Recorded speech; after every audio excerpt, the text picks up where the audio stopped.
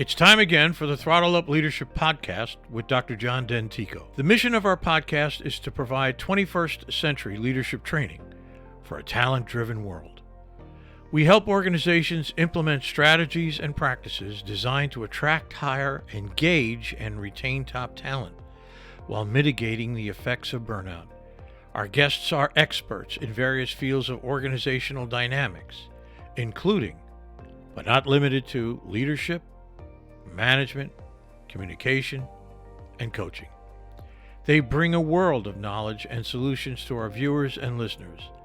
I am sincerely grateful for their participation and ideas. How important are courage and clarity in finding and fulfilling one's purpose in life? Is contentment a cop-out or a state of doing nothing, or is there a great deal more to it? When frustrated and seemingly at the end of a road, is it really the end or the beginning of something new? If any of these questions interest you, then I am confident that my conversation with Marnie Swedberg, mentor to millions, author of 14 books, and founder and director of WomenSpeakers.com, will provide insights and inspiration on your journey forward. So let's dive in. And if you enjoy our podcast, please like, share, and subscribe. We genuinely appreciate your support. Hello again, and welcome to the Throttle Up Leadership Podcast. I am Dr. John Dentico, your host. This morning, I am joined by Marnie Swedberg. Marnie Swedberg has directly mentored over 15,000 leaders from 35 countries and currently hosts 9 virtual women's summits per year, reaching millions. She's the author of 14 how-to books, founder and director of WomenSpeakers.com, and host of the #1 ranked blog talk radio show, Marnie's Friends.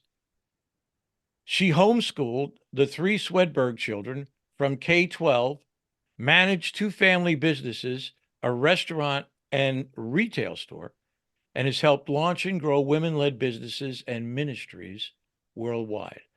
But as I have a habit of saying, there is more to the story. Marnie's life has been touched by fires, floods, car wrecks, business setbacks, burglaries, lightning strikes, and in her immediate family, cancer, head injury, and sudden death. She models comeback behavior, possibility thinking, and profound faith. I am truly pleased and honored to have her as a guest here today. Welcome, Marnie. How are you this morning? Thanks, John. So great to be here, and I'm doing well. It's a great life. Glad to hear it. Glad to hear it. I know many people have been strong in the face of so many challenges in life, as you well know. So I hope this podcast will encourage them. That's the old saying that no matter how many times you get knocked down, it matters how many times you get up. Right. And I think I'm a true believer in that idea. So, Marnie, let me start this podcast off for a moment to reflect on your personal journey. You've been through a lot. And tell me about the Marnie before you arrived at today. That is the Marnie I'm speaking with this morning. Yeah, this is so important because it's all a journey, right? If we make it about the destination, it's going to just be a miserable life. But if we make it about the journey, then there's joy all along the path for us. So I was born into a family where the mom and the dad loved God, loved each other, and loved us. And so there were 4 little girls, no boys. And I was raised in a very loving home. And then as I was going through school, they started me really early. I was 4 years old and I just never really could get it. I just really couldn't get it.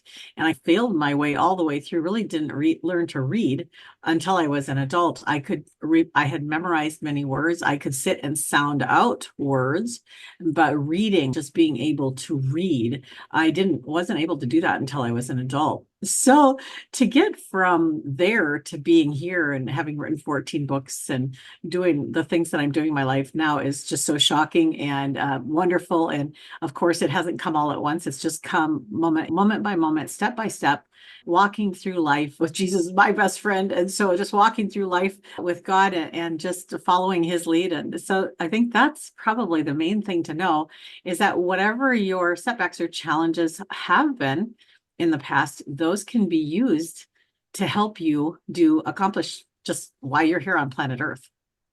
Great. Perseverance is big on your list. Is that right?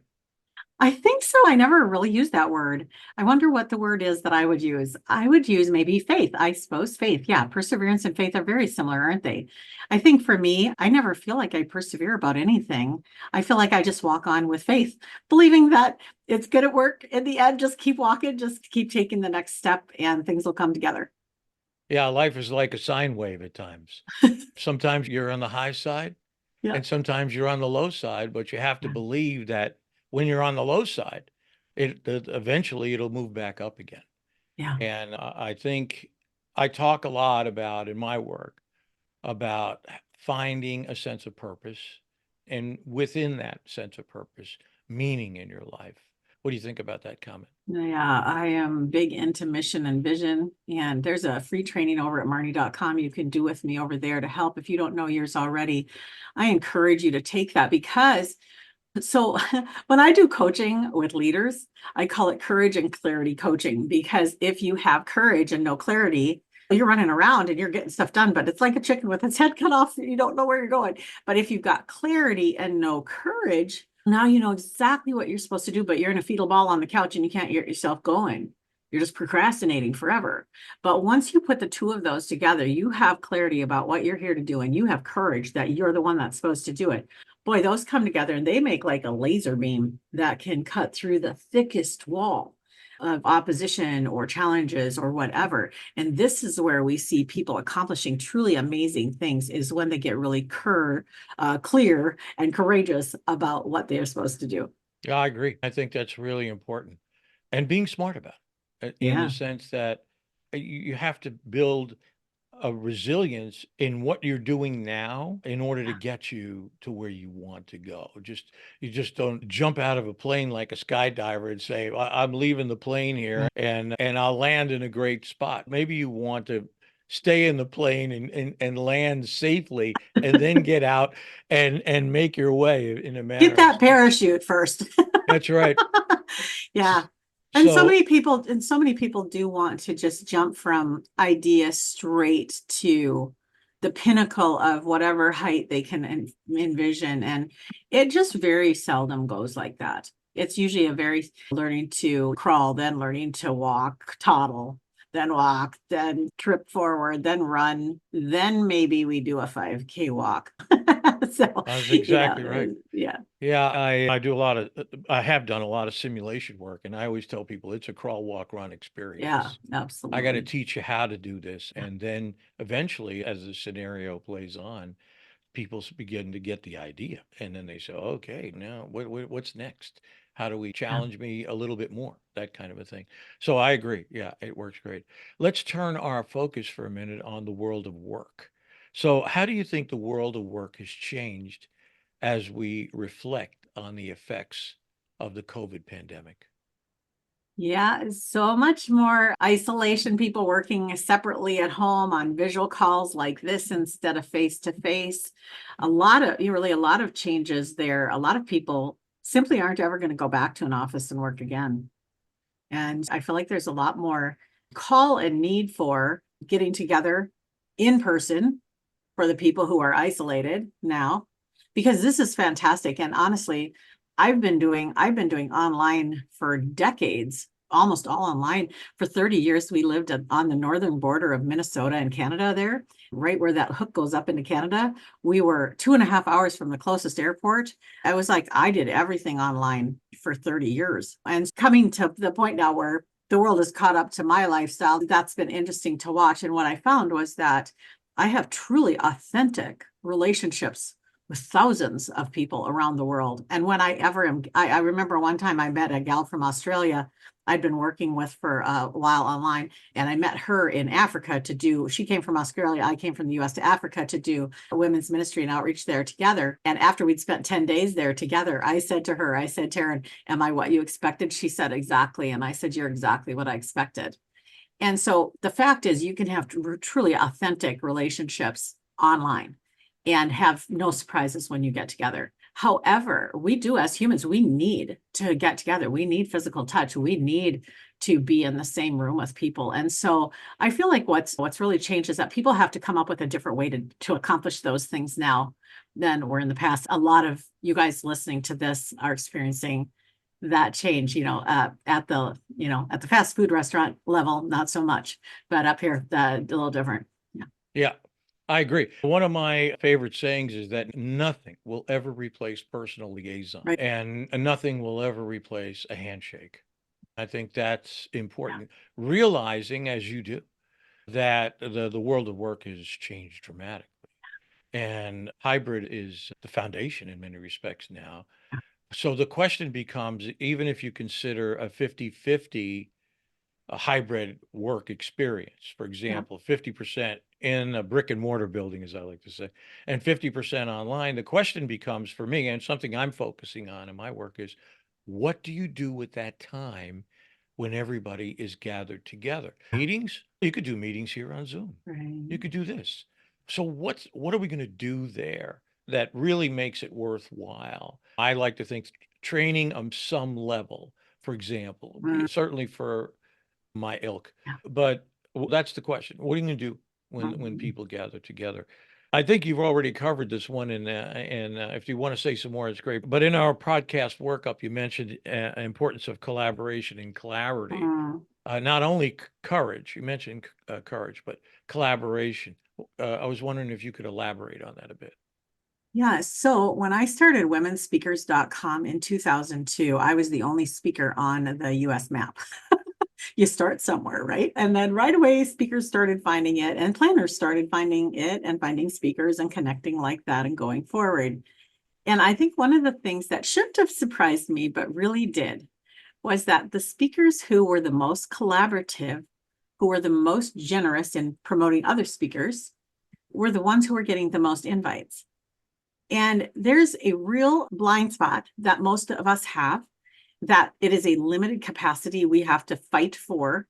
We have to fight for territory. And there's a place for that kind of thinking. There really is, to look at what your competitors are doing like that. There's a place for that. And there is some competition in it. And as long as that competition is healthy, I think it's great. But what I really have come to learn is that being collaborative actually opens up opportunities that simply didn't exist before you began collaborating. And so that's what happened with womenspeakers.com. As we started growing, I got emails from, and these are Christian women speakers for mostly church kind of organization events. And so I'd start getting emails from gals who would say, I found a speaker I want to have, but what would I do with her? What would she do if she came here? And so I had to do some training that had helped the planners. Oh, this is what you do with the speaker. And some gals were like, we don't have anything at our church for women's ministry. How would I start? So I wrote a book about that. And it actually created a larger market by being collaborative, coming together, instead of all of us just individually in our own pods trying to get our local churches to consider this. And then this happened. So when we bought a restaurant, then our first brick and mortar was a little restaurant in our town. And I wanted to get to know the other business owners, especially the other restaurant owners. And so I decided how to do it. I would just, whenever I had a shortage of anything, I needed pizza boxes or I needed something, instead of just finding a different way, I would just go to a local pizza place and I would say, hey, I'm Marnie. We just bought that okay takeouts down the road here a little way, and I am short of 16-inch pizza boxes. Would you ever consider borrowing me some until the truck comes in tomorrow? And they would like, oh, sure, like that. So just became friends with all of the competition and even did collaborations with them from time to time. And I just encourage you to think differently than you were trained to think by people who have a very limited and boxed perception of competition. No, I agree. The model of leadership that I started developing 30 years ago is appropriately titled collaborative leadership. Yeah, And it releases the power of people. As I have yeah, my one of my taglines is leadership is what people do together. And which is different from the idea that there's some hierarchical power that is bestowing leadership or bestowing power on you, leadership on you.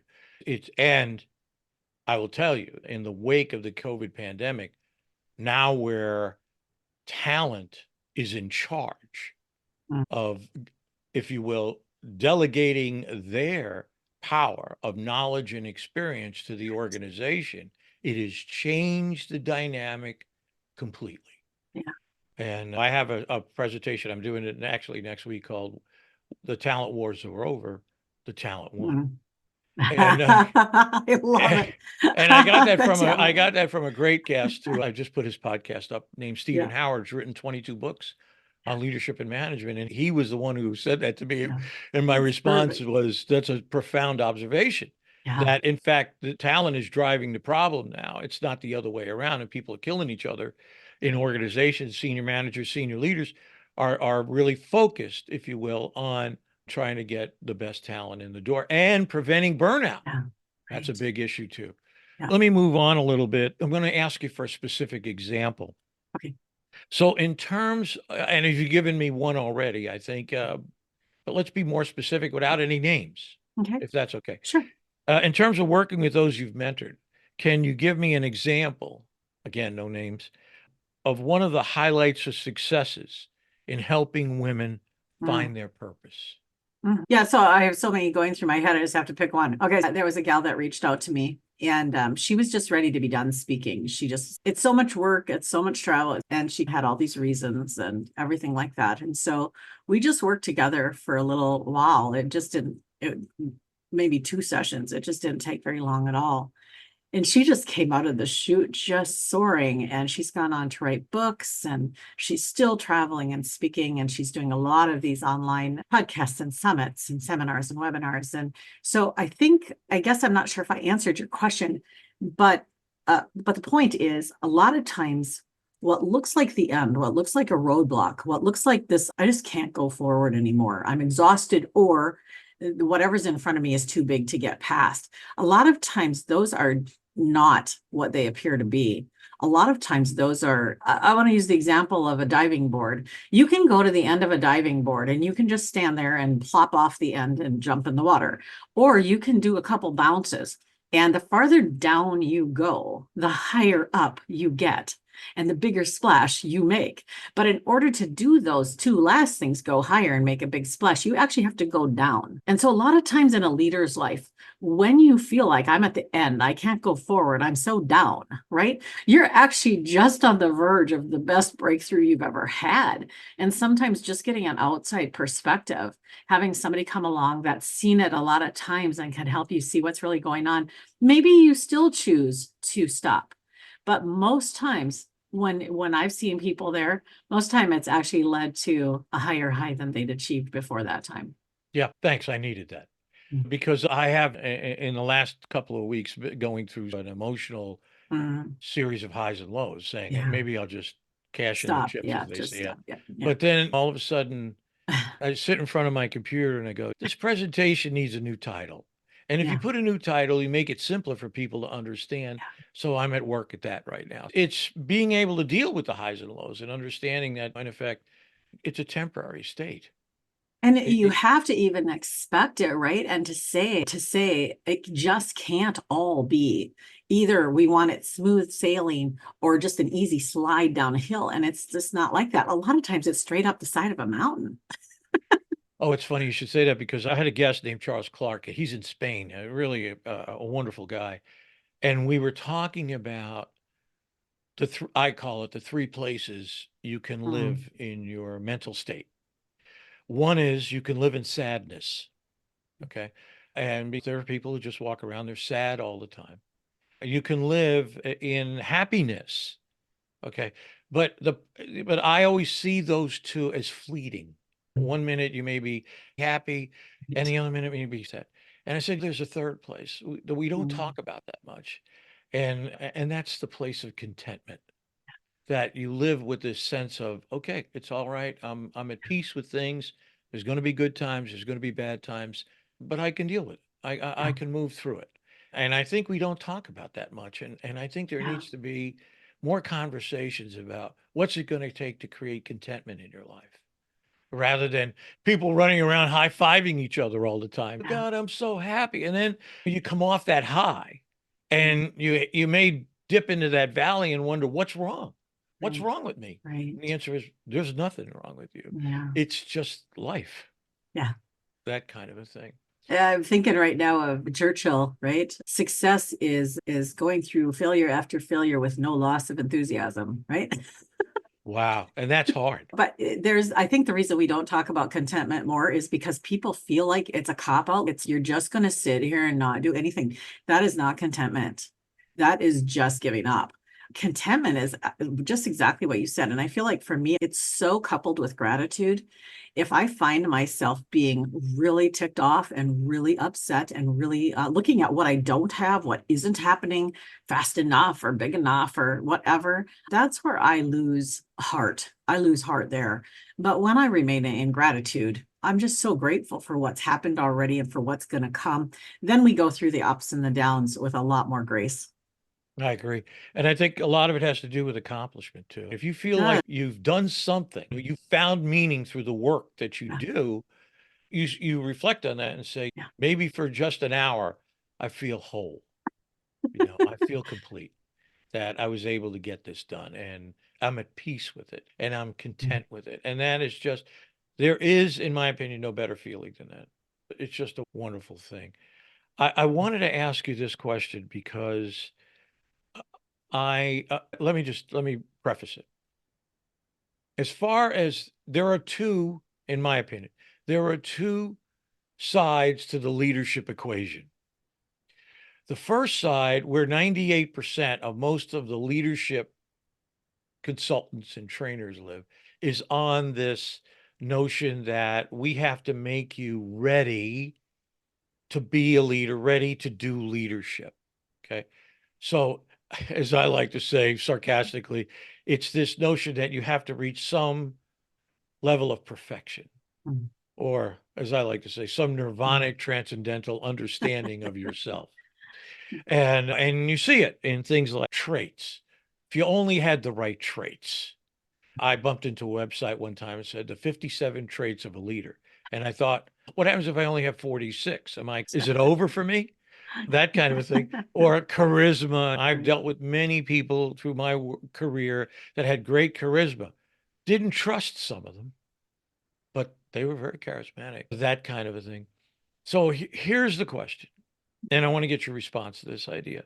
There's a notion that you have to become, in my way of saying, a perfect person before you can lead. Yet my personal experience tells me that a person is always in the act of becoming, and people become through the things that they do, through their experiences. What's your take on that idea? Yeah. So, a nickname that I have is Mentor to Millions, and people often ask me, so when did you start mentoring? And I always say, I think it was when I was 11 years old and I was helping out with 4-year-old children's church. And I was in a role to be a mentor to those little girls in that class, and the little boys too at that time. But I think it just, like you say, it's something that develops as you use it. You're not going to become a good leader sitting in a room learning things. Those things are helpful and super helpful to have people who will coach you along the way. But you're right now, every person listening to my voice, whether you're a child or an adult, somebody is watching you, somebody is following you, somebody is paying attention to what you're doing and making life choices based on that. Either I never want to do that or I want to do that. But people are watching you and following you, whether you call yourself a leader or not. So I just say, yeah, I totally agree with you that you will. That's the one person I haven't met yet is the perfect leader. I haven't ever met somebody who got it all perfect. And so if you're waiting for that, you will never step out. And on the flip side of that, if you just take someone who has never led anybody and you say, we'll teach you, and you put them in a CEO position over a major corporation, you can count on it. They're going to fail. They cannot possibly, again, we talked about it earlier. You have to go progressively into these levels of responsibility. I would never expect a 4-year-old to drive a car because they shouldn't. They couldn't. It would be a disaster. And you should never expect a young, inexperienced leader to be an old, wise leader. You have to put people in the right positions for the skill level they're at and then nurture that to the next level. Yeah, great.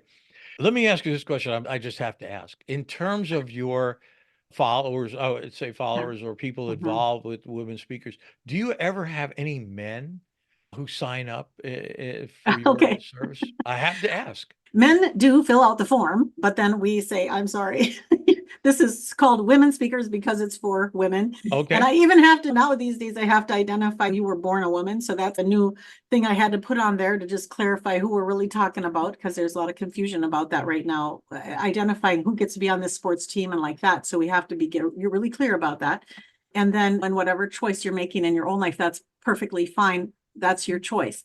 But as a leader, we have to set in advance the expectation for if a man registers with a womenspeakers.com account, and this has happened for 22 years, we just have a little response. Thanks for checking this out. It is for women only. You can check out these other things for guys. Okay. I think though, more importantly, so I mentor women. I'm here for women. That's what I'm here for. That's just my whole heart. I just spend all my time with women, whatever. But yet, when I go, let's say I go and I'm going to do a 3-day women's conference and I'm going to be in the country for 7 days, and I'll be like, is there anything else that you can have me do? You can put me on TV, you can put me on radio, you can put me with the government people, you can put me wherever I want. And they're like, yeah, do a pastor leaders training seminar. Okay, so then I lead all men all day, me the lady, all men. So I think we have to be flexible within some boundaries, set boundaries, but also just realize the boundary isn't there to limit what you do. The boundary is there to help clarify so you can quickly make decisions going forward. Okay, great. So let me ask you my ending question, and that simply is this. If you had a magic wand and could change one thing in the areas we discussed, in Mhm, business, whatever, mhm, what would that be, and why would you make that change? Why would you choose that particular mhm. issue? Wow. I'm just going to say that all relationships would start with love instead of what can I get out of you? How can you serve me? Even not even how can I help you get to be a better person or anything like it's because even that we can check something off the list. Well, see, now they got a good job, so that goes on my account. I mean, just take the ego, take the pride, take the centeredness out of whatever you're doing and start from the point of I just see in Jesus' life I modeled there as he was such a great leader, and you just see that modeled there where he was way more concerned about the person than about his reputation, a notch in his belt, how many he could get healed today. He just wasn't really about all the things that we get tangled up in. He was really about the fact that there are people that come through our lives. And I always just hold my hand up and just watch them walk across my life. Maybe I only get to know them for as long as it takes them to read a book, or as long as I get to speak to them on a podcast like this, or I maybe don't even know that they did. But if I come fully present, fully Marnie, best I can be today, loving you, John, and anybody who's listening, my words make a different impact. My life makes a different impact than when I come trying to accomplish some kind of a goal. And the one thing that I experienced that's just better than getting something done and checking it off on my list and saying, wow, what a success that was. The one thing that I experienced better than that is I just like to hear God say, well done, that was good. And then no matter how it turned out, even if I would have said from a physical perspective, that was a failure, from God's perspective, if it's a well done, then I'm all okay. So coming at it from love, I'd say would be my magic wand.